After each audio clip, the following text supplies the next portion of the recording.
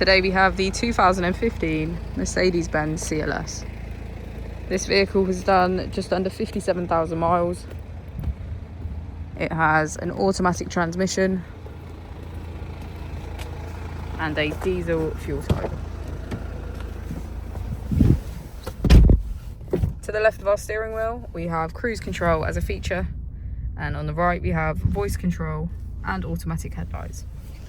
Moving on to our screen, we can access radio, media, navigation, smartphone integration, and our vehicle settings. If we put the vehicle into reverse, we can see that it comes with a parking camera with parking sensors. Just below we have our AC with heated seats on either side. As we go into the back of the vehicle, we can see that it has a full leather black interior and get a good view of our sunroof.